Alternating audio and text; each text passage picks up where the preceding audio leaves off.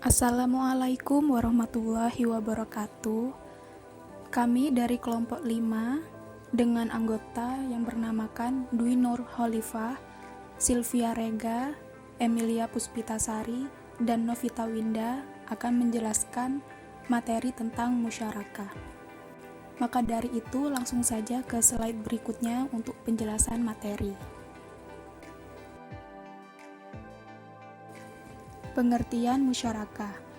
Musyarakah di dalam bahasa Arab berasal dari kata syaraka, yang artinya pencampuran atau keikutsertaan dua orang atau lebih dalam suatu usaha tertentu untuk menjalankan suatu usaha bersama-sama, dengan jumlah modal dan pembagian keuntungan serta kerugian yang ditetapkan berdasarkan perjanjian.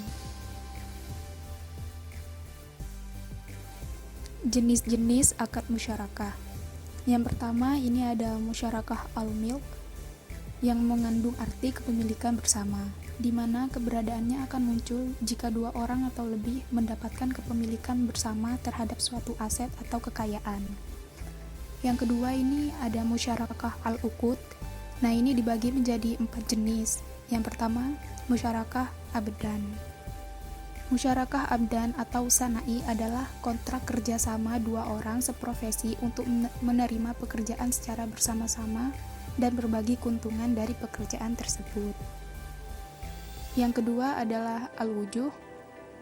Itu adalah kontrak antara dua orang atau lebih yang memiliki reputasi dan prestis baik serta ahli dalam bisnis, di mana mereka membeli barang secara kredit dari suatu perusahaan dan menjual barang tersebut secara tunai, dan mereka berbagi dalam keuntungan dan kerugian berdasarkan jaminan kepada penyuplai yang disediakan oleh setiap mitra. Yang ketiga yaitu al-inan, adalah kontrak antara dua orang atau lebih, di mana setiap pihak memberikan suatu porsi dari keseluruhan dana dan berpartisipasi dalam kerja, dan kedua pihak berbagi dalam keuntungan dan kerugian sebagaimana yang disepakati dalam kontrak. Dan yang keempat adalah mufawadah.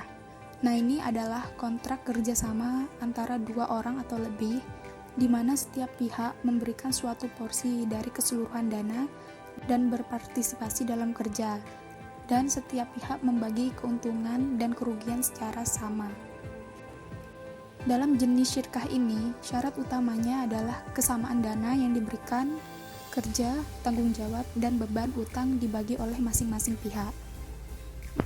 Saya akan menjelaskan karakteristik musyarakah. Yang pertama, berdasarkan fatwa DSN MUI, yakni memiliki beberapa ketentuan. Yang pertama, pernyataan ijab dan qabul. Yang kedua, pihak-pihak yang berkontrak. Yang ketiga, objek akad. Yang keempat, biaya operasional dan persengketaan. Untuk pernyataan ijab dan qabul, penawaran dan penerimaan itu harus menunjukkan tujuan akad. Penerimaan dan penawaran itu dilakukan pada saat kontrak, dan akad dituangkan secara tertulis. Untuk pihak-pihak yang berkontrak, itu harus kompeten dalam memberikan atau diberikan kekuasaan perwakilan. Setiap mitra harus memiliki hak untuk mengatur aset musyarakah dalam proses bisnis normal. Setiap mitra memberi wewenang kepada mitra yang lain untuk mengelola aset. Kemudian, setiap mitra harus menyediakan dana dan pekerjaan, dan setiap mitra melaksanakan kerja sebagai wakil. Seorang mitra tidak diizinkan untuk mencairkan atau menginvestasikan dana untuk kepentingannya sendiri. Kemudian untuk objek akad itu meliputi modal, kerja, keuntungan, dan kerugian. Untuk modal yang diberikan itu harus tunai yang nilainya sama. Apabila modal berbentuk aset, maka terlebih dahulu nilainya harus dinilai dengan tunai. Para pihak tidak boleh meminjam, meminjamkan, menyumbangkan, atau menghadiahkan modal musyarakah kepada pihak lain, kecuali atas dasar kesepakatan. Pada prinsipnya, dalam pembiayaan musyarakah itu tidak ada jaminan. Namun, untuk menghindari terjadinya penyimpangan, maka lembaga keuangan syariah dapat meminta jaminan. Untuk kerja, partisipasi para mitra dalam pekerjaan itu merupakan dasar pelaksanaan musyarakah. Akan tetapi, kesamaan porsi kerja bukanlah merupakan syarat. Kemudian, setiap mitra melaksanakan kerja dalam musyarakah atas nama pribadi dan wakil dari mitranya. Kedudukannya masing-masing dalam organisasi harus dijelaskan dalam kontrak. Kemudian untuk keuntungan itu harus dikuantifikasi dengan jelas untuk menghindari perbedaan dan sengketa pada saat waktu alokasi keuntungan atau penghentian musyarakah. Setiap keuntungan mitra itu harus dibagikan secara proporsional. Kemudian seorang mitra boleh mengusulkan bahwa jika keuntungannya melebihi jumlah tertentu, maka kelebihan atau persentase itu diberikan kepadanya. Untuk kerugian itu harus dibagi antara para mitra secara proporsional menurut saham masing-masing dalam modalnya. Kemudian untuk biaya operasional dan persengketaan itu, biaya operasional dibebankan kepada harga bersama. Dan jika salah satu pihak tidak menunaikan kewajibannya atau jika terjadi perselisihan di antara para pihak, maka penyelesaiannya dilakukan melalui Badan Arbitrasi Syariah setelah tidak tercapai kesepakatan melalui musyawarah. Kemudian yang kedua, karakteristik musyarakah berdasarkan PSAK nomor 16. Yang pertama, pernyataan ini ditetapkan untuk entitas yang melakukan transaksi musyarakah. Yang kedua, pernyataan ini tidak mencakup pengaturan melakukan akuntansi atas obligasi syariah yang menggunakan akad musyarakah. Yang ketiga, setiap mitra dapat meminta mitra lainnya untuk menyediakan jaminan atas kelalaian atau kesalahan yang disengaja. Yang keempat, keuntungan usaha musyarakah dibagi secara proporsional. Kemudian yang kelima, untuk pertanggungjawaban, pengelolaan, dan dasar penentuan bagi hasil mitra aktif harus membuat catatan akuntansi yang terpisah.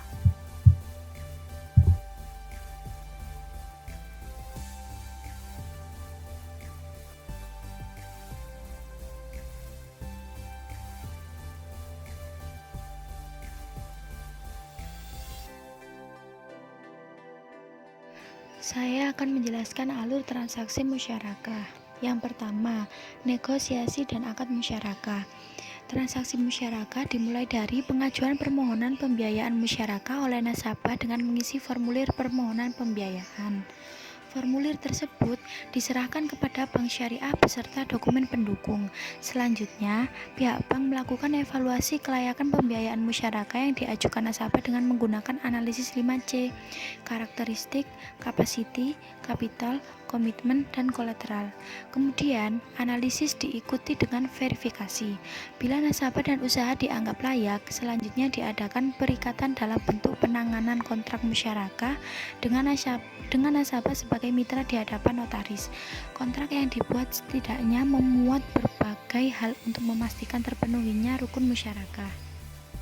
Yang kedua, pelaksanaan usaha produktif. Bank dan nasabah mengkontribusikan modalnya masing-masing dan nasabah sebagai mitra aktif mulai mengelola usaha yang disepakati berdasarkan kesepakatan dan kemampuan terbaiknya. Selanjutnya, 3. Membagi hasil usaha. Keuntungan sesuai nisbah, kerugian tanpa kelalaian nasabah ditanggung sesuai modal. Jadi, hasil usaha dievaluasi pada waktu yang ditentukan berdasarkan kesepakatan. Keuntungan yang diperoleh akan dibagi antara bank dengan nasabah sesuai dengan porsi yang telah disepakati. Seandainya terjadi kerugian yang tidak disebabkan oleh kelalaian nasabah sebagai mitra aktif, maka kerugian ditanggung proporsional terhadap modal masing-masing mitra.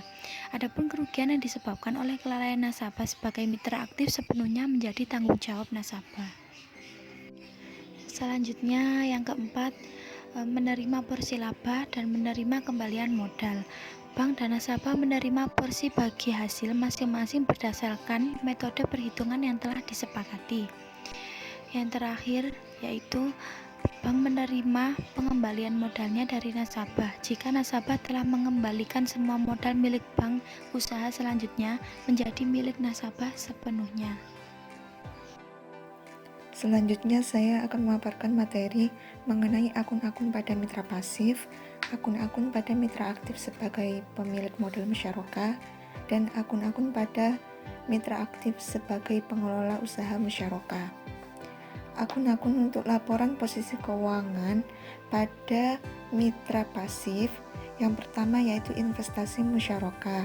di mana akun ini digunakan untuk mencatat modal musyarakah, baik berupa modal kas maupun modal non-kas yang diserahkan oleh mitra pasif kepada mitra aktif untuk usaha musyarakah. Yang kedua yaitu keuntungan musyarakah tangguhan. Akun ini digunakan untuk mencatat keuntungan yang timbul akibat penyerahan modal non-kas musyarakah, di mana nilai wajar saat penyerahan lebih besar dari nilai tercatat. Yang ketiga yaitu mengenai cadangan penyisihan kerugian investasi, di mana akun ini digunakan untuk membukukan pembentukan penyisihan kerugian yang dibentuk atas investasi musyarakah. Yang keempat yaitu piutang jatuh tempo pengelola dana atau piutang mitra aktif, di mana akun ini digunakan untuk membukukan pengembalian modal musyarakah yang telah jatuh tempo dan belum dikembalikan oleh mitra aktif sebagai pengelola. Yang kelima yaitu piutang pendapatan bagi hasil, di mana akun ini digunakan untuk membukukan bagi hasil yang telah dihitung oleh mitra aktif pengelola tetapi belum diserahkan kepada mitra pasif. Yang keenam yaitu akumulasi penurunan nilai atau penyusutan aset musyarakah. Akun ini digunakan untuk mencatat akumulasi penyusutan atau penurunan nilai modal musyarakah non-kas yang digunakan sebagai modal musyarakah yang telah disepakati pada awal akad untuk dikembalikan oleh mitra aktif pengelola kepada mitra pasif. Selanjutnya, akun-akun untuk laporan laba rugi pada mitra pasif. Yang pertama yaitu kerugian penyerahan aset musyarakah. Akun ini digunakan untuk mencatat kerugian akibat penyerahan modal non-kas, di mana nilai wajar lebih kecil dari nilai tercatat. Yang kedua yaitu keuntungan penyerahan aset musyarakah. Akun ini digunakan untuk mencatat pendapatan atas amortisasi keuntungan penyerahan modal non-kas musyarakah. Yang ketiga yaitu pendapatan bagi hasil investasi musyarakah. Akun ini digunakan untuk mencatat pendapatan bagi hasil musyarakah yang menjadi hak mitra pasif. Yang keempat yaitu beban akad musyarakah. Akun ini digunakan untuk mencatat biaya yang dikeluarkan sehubungan dengan akad musyarakah yang disepakati tidak masuk pada bagian investasi musyarakah. Yang kelima yaitu kerugian musyarakah. Akun ini digunakan untuk mencatat kerugian pengelolaan musyarakah yang menjadi bagian kerugian dari mitra pasif, tapi bukan kesalahan mitra aktif pengelola usaha. Kemudian beban penyusutan penurunan aset musyarakah. Akun ini digunakan untuk mencatat kerugian akibat penurunan aset musyarakah setelah dimulai usaha. Yang ketujuh, keuntungan pengembalian aset musyarakah. Akun ini digunakan untuk mencatat selisih antara nilai bersih investasi musyarakah dengan modal non-kas, yaitu harga perolehan dikurangi dengan akumulasi penurunan nilai akibat penyusutan lebih besar dari nilai wajar saat diterima kembali modal musyarakah non-kas. Kemudian kerugian pengembalian aset musyarakah. Akun ini digunakan untuk mencatat selisih antara nilai bersih investasi musyarakah dengan modal non-kas. Harga perolehan dikurangi dengan akumulasi penurunan nilai lebih kecil dari nilai wajar saat diterima kembali modal musyarakah non-kas. Selanjutnya mengenai akun-akun untuk laporan posisi keuangan pada mitra aktif sebagai pemilik modal musyarakah. Yang pertama yaitu investasi musyarakah. Akun ini digunakan untuk mencatat modal musyarakah yang disisihkan oleh mitra aktif untuk kerjasama dalam proyek musyarakah, baik modal kas dan modal non-kas. Yang kedua yaitu selisih penilaian aset musyarakah. Akun ini digunakan untuk mencatat selisih lebih antara nilai wajar dengan nilai tercatat atas penyerahan modal non-kas musyarakah yang dilakukan oleh mitra aktif. Yang ketiga yaitu akumulasi penurunan nilai atau penyusutan aset musyarakah. Akun ini digunakan untuk mencatat akumulasi penyusutan atau penurunan nilai modal musyarakah non-kas yang pada awal kesepakatan atau pada awal akad disetujui untuk dikembalikan oleh mitra aktif pengelola kepada mitra aktif pemilik dana. Selanjutnya mengenai akun-akun untuk laporan laba rugi pada mitra aktif sebagai pemilik modal musyarakah. Yang pertama, keuntungan penyisihan aset musyarakah. Akun ini digunakan untuk mencatat pengakuan keuntungan selisih penilaian modal non-kas musyarakah, yaitu nilai wajar lebih tinggi dari nilai tercatat saat penyerahan modal non-kas musyarakah. Yang kedua, kerugian penyisihan aset musyarakah. Akun ini digunakan untuk mencatat pengakuan kerugian yang terjadi atas selisih penilaian modal non-kas musyarakah, yaitu nilai wajar lebih rendah dari nilai tercatat saat penyerahan modal non-kas musyarakah. Yang ketiga, kerugian investasi musyarakah. Akun ini digunakan untuk mencatat kerugian akibat kelalaian mitra pasif dalam pengelolaan musyarakah. Yang keempat, pendapatan bagi hasil musyarakah. Akun ini digunakan untuk mencatat pendapatan bagi hasil musyarakah yang menjadi hak mitra aktif. Yang kelima yaitu beban akad musyarakah. Akun ini digunakan untuk mencatat biaya yang dikeluarkan sehubungan dengan akad musyarakah. Yang keenam yaitu beban beban penyusutan atau penurunan aset musyarakah, di mana akun ini digunakan untuk mencatat kerugian akibat penurunan aset musyarakah setelah dimulai usaha. Selanjutnya mengenai akun-akun untuk laporan posisi keuangan pada mitra aktif sebagai pengelola usaha musyarakah. Yang pertama yaitu aset musyarakah. Akun ini digunakan untuk mencatat modal non-kas musyarakah yang disisihkan oleh mitra aktif dan modal non-kas musyarakah yang diterima dari mitra pasif. Yang kedua yaitu akumulasi penyusutan aset musyarakah. Akun ini digunakan untuk mencatat akumulasi penyusutan aset musyarakah yang berasal dari para mitra sesuai sepakatan awal untuk tidak dikembalikan kepada para mitra pemilik modal. Yang ketiga, dana syirka temporer. Akun ini digunakan untuk mencatat modal musyarakah yang diterima baik dari mitra aktif maupun mitra pasif, baik dari modal kas maupun modal non-kas. Yang keempat yaitu kewajiban hak mitra atas bagi hasil. Akun ini digunakan untuk mencatat bagi hasil yang menjadi hak mitra yang belum dibayar. Selanjutnya mengenai akun-akun untuk laporan laba rugi pada mitra aktif sebagai pengelola usaha musyarakah. Yang pertama yaitu beban penyusutan atau penurunan aset musyarakah, di mana akun ini digunakan untuk mencatat beban penyusutan aset musyarakah yang berasal dari penyerahan modal non-kas musyarakah, baik dari mitra aktif maupun mitra pasif, yang sesuai kesepakatan awal tidak dikembalikan kepada mitra pemilik modal. Yang kedua yaitu hak mitra atas bagi hasil. Akun ini digunakan untuk mencatat bagi hasil yang menjadi hak mitra pasif dari hasil usaha yang dilakukan. Sekian pemaparan materi dari kelompok kami, kurang lebihnya mohon maaf. Wassalamualaikum warahmatullahi wabarakatuh.